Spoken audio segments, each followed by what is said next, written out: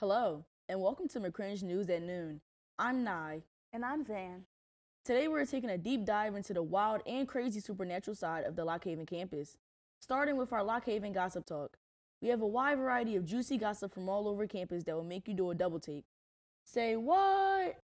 First up is a rumor of a cult forming on campus. Some students have been spotted wearing dark clothing and masks while going in and out of the pub. Next are Woodland Sprites. Word on the street is that Sean Duane, a senior communication major, is in fact a Woodland Sprite. One of our viewers sent this tip saying that he, in fact, can fly. While this information is puzzling, the most confusing part is where he hides his wings. On a more serious note, however, rumors of a serial killer lurking on campus have surfaced. And while public safety and the Lock Haven police are doing everything in their power to find this killer, we ask you, our viewers, to please be careful while walking around the campus. That's right, it's a dangerous world out there, especially around the river where the famed nautical man was recently spotted. Now to leave IDs for more on the story. The sun is shining and the weather is a perfect 80 degrees. You might find yourself going for a nice swim in the Susquehanna River here in Lock Haven, PA. Suddenly, out of nowhere, a creature emerges from the water and you begin to run for your life. That creature? The Lock Haven Nautical Man. Urban legends in PA are a dime a dozen. The Gigglewoggle, the Squonk, the Raystown Ray, the Albatwitch, none of them compare to the Nautical Man. Many believe he was a sailor led astray one night who drowned with his very boat on the Susquehanna. Now at times he emerges looking for his next victim to drag to their own watery grave. We are here at the scene where a local resident stated to have seen the Nautical Man emerge just last week. We're here to investigate the claim. Oh my god, what the fuck? Okay, we're gonna go deal with this.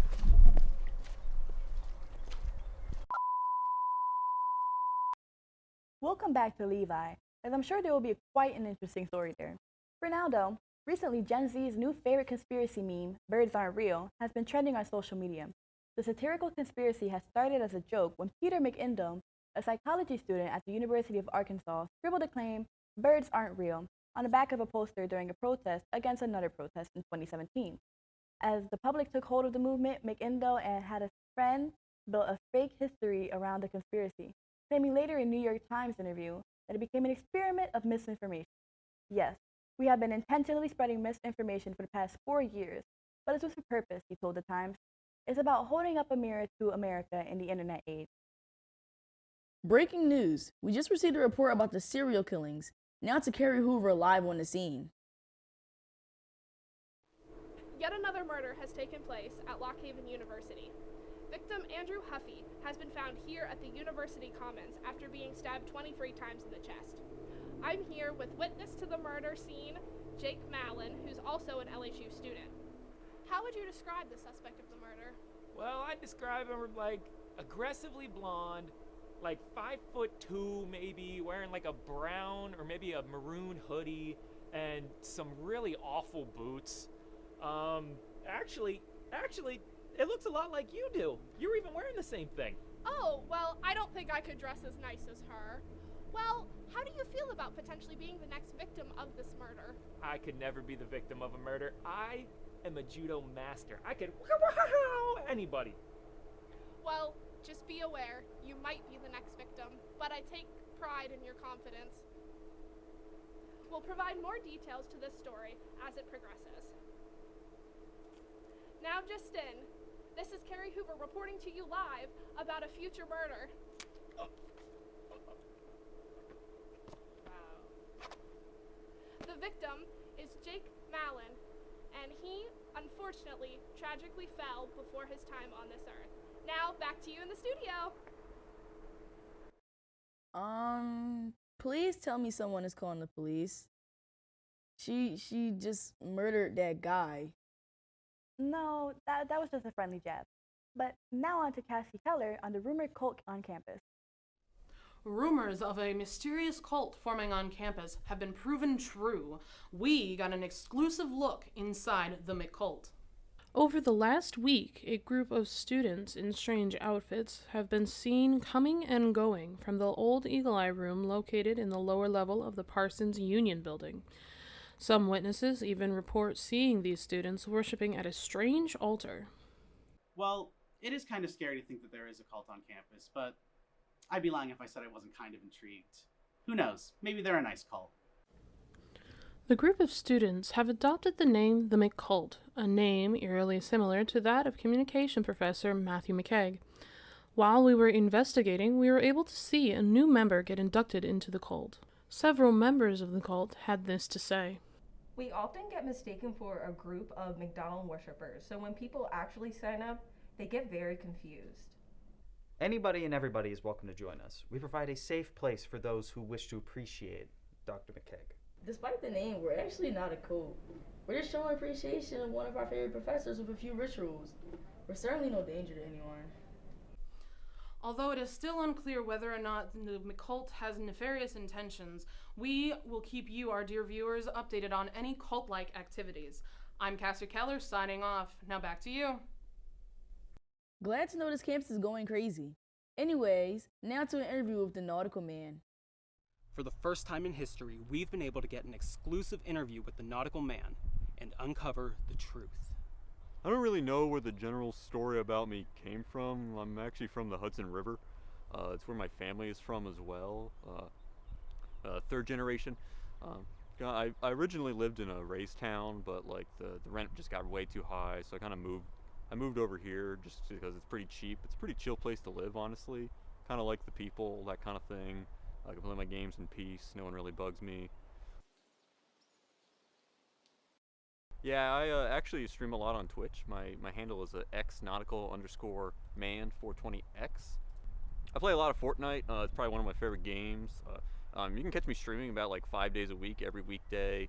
I'm always just on there playing, interacting with my community. We're called the Radical Nauticals. Just generally love them. They're really supportive. They really help me out. I don't know what I would be without them.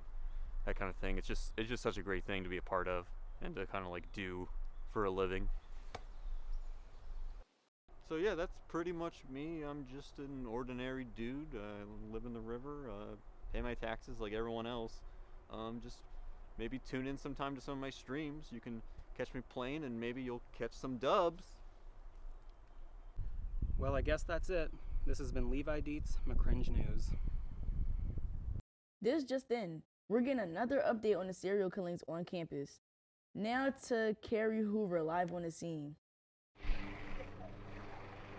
Ivy Lane is safe and sound once again as the infamous serial killer, now identified as Carrie Kills, is currently in custody. However, it turns out that the suspect is me, Carrie Hoover, reporter from McCringe News. Drop the knife. Drop the knife. Drop it. I'm currently being arrested at the clock tower at Lock Haven University, but I am not putting up less than a fight. Get off me! I will end you! I will kill you! Where's that thing? Ah! Ah! Ah! Ah! Quit resisting. Ah! Hold still. Ah! No. Ah! Hold still. Ah! This is Carrie Kills reporting from Haven Scout News! Finally, the Lock Haven campus is safe for at least. And that means we can finish the broadcast on a happy note with our Spotify Spotlight that we recorded earlier. What's up, everybody? My name is Alexandria, but you can call me Zan, and welcome to a very green edition of the Spotify Spotlight. Not only are we celebrating Earth Month, but today is also 420. And in honor of that, this week's Spotify Spotlight is featuring Cheech and Chong and their song, Medical Marijuana Blues. Let's go. Don't need no dealer to keep you waiting around. Don't need no desperate late night road trips to the seedy side of town. Adding up all the scores provided to us not only by our library guests, but also by 500 people surveyed on Instagram. Cheech and Chong earned an average of 5.75 for the delivery, 5.5 for their voice, 1.9 for how likely people are to add their song, Medical Marijuana Blues, to their playlist, and a 1.5 for how likely people are to look for more music by them,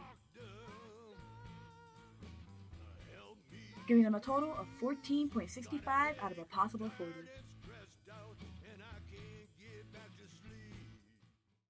That's all the time we have left for today. Remember to take care of Mother Earth and burn your gas, not your grass. This has been McCringe News. Have a good day.